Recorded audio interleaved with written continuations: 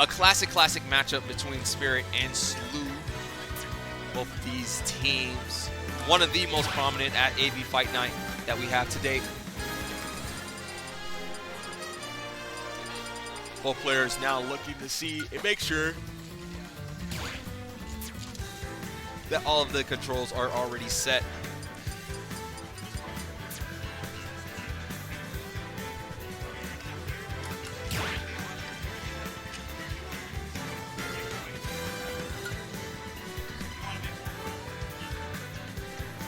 If you are entered in bracket and have not yet paid, you need to do it now or you'll get DQ'd. Toasty. Pay or DQ now. Yeah, we don't play here at AV Fight Night. That goes for everyone else. Don't test the old man, you will fail. On 7, we get captain versus extension cord. I think it's hilarious, man. We really have somebody up here named Extension Cord, and I hope he extends his way to Grand Finals and plugs into the stream. Yeah, that was shameless. You guys saw that? I've been working on that. Working on that technique, that segue. Kirby, Pac-Man.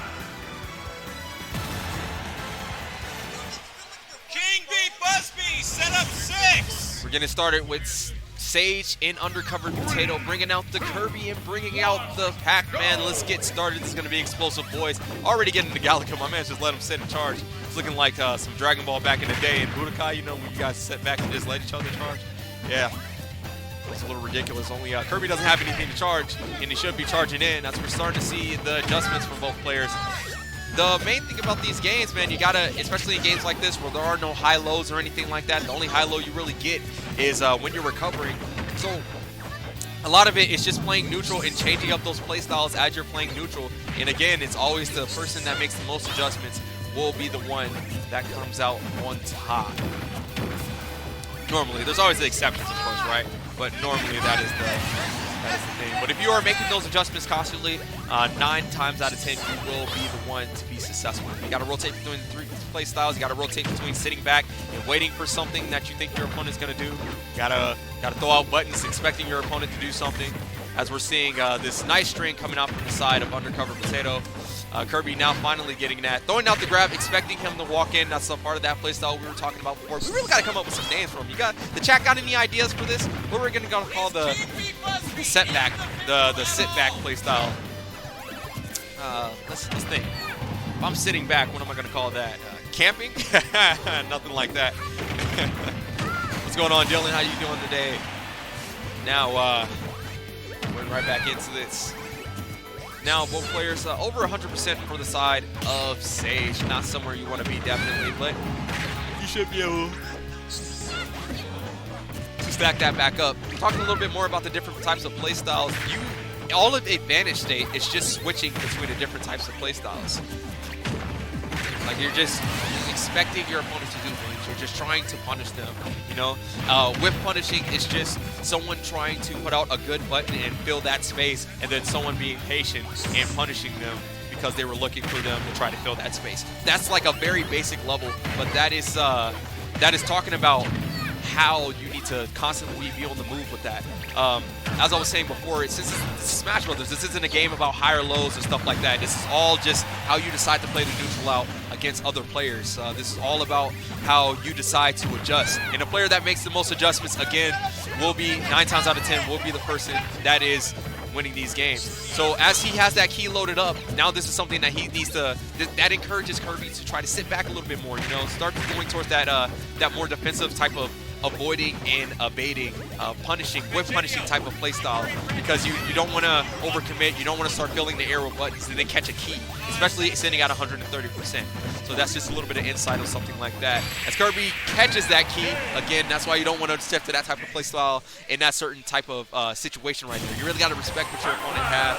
And since Kirby's a little bit more -1 hit, he got punished for that pretty heavily.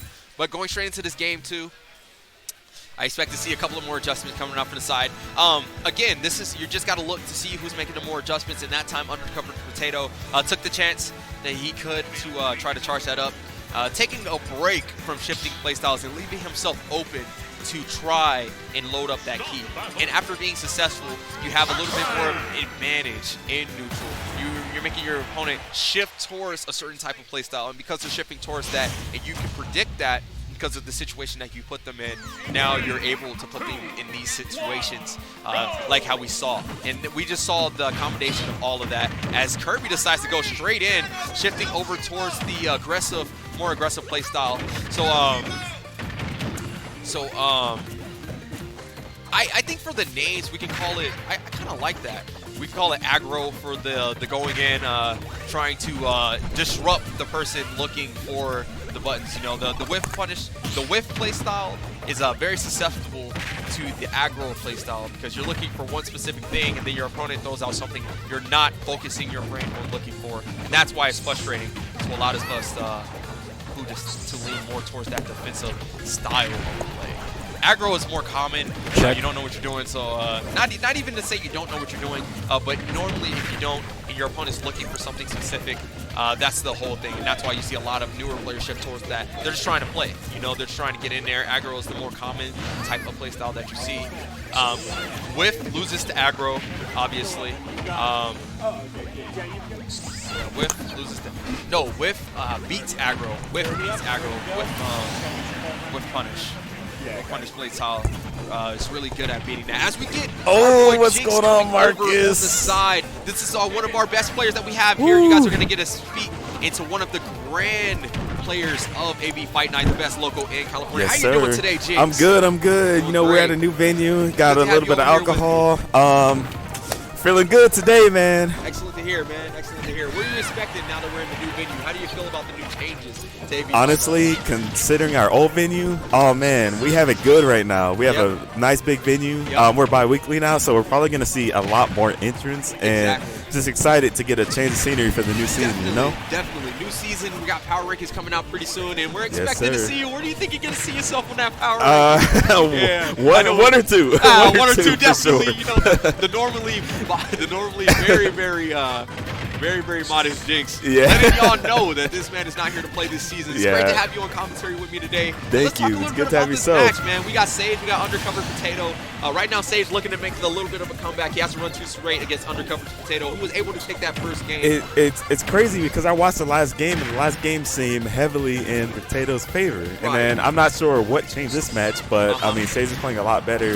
Never mind. That was terrible. That was bad. I kind of want to open something up to you. Yes. So I've been talking in the stream for about the last 20 minutes or so about the shift in different type of play styles. And you being a top player yourself, I would definitely like to get a little bit of insight coming from the point of view of one of our top power ranking players. So I was coming up with different names and things for them, but I saw something, I was reading up online. There's something that, are you familiar with Kazunoko, one of the top players? He plays like a lot of Guilty Gear, a lot of Dragon Ball Fighters, things like that. Kazunoko and I believe Saigo or someone, no, it was Justin Wong, and a third player all came together to kind of write a guide on neutral, so to speak, talking about the different things that is involved in it. And it's funny, I will be able to let you guys know if anybody's curious in the stream. I'll be able to let you guys know later. But to get more so to the point, in the beginning, they were talking about anti-airs. Definitely a big thing in Smash Brothers as well, with jumping being so prominent. This game not having a lot of high-low or anything like that, unless you're off stage. As he collects that key in that game, Undercover Potato being able to clean up the stock. I don't know how he brought that back, but most of the game. Oh man, I took my eyes off for a second, and this man decided to clean it up. Yeah, what the key. Wow, what the heck? We just started on the new topic. All of a sudden, he just magically made a comeback. How did that happen? Pulls up that big energy. My man's is here to play today. For real? Not playing what any in the games. world? Clean 2-0 coming out from the side of Undercover Potato. And thank you so much, Pancake, for the follow. We appreciate you.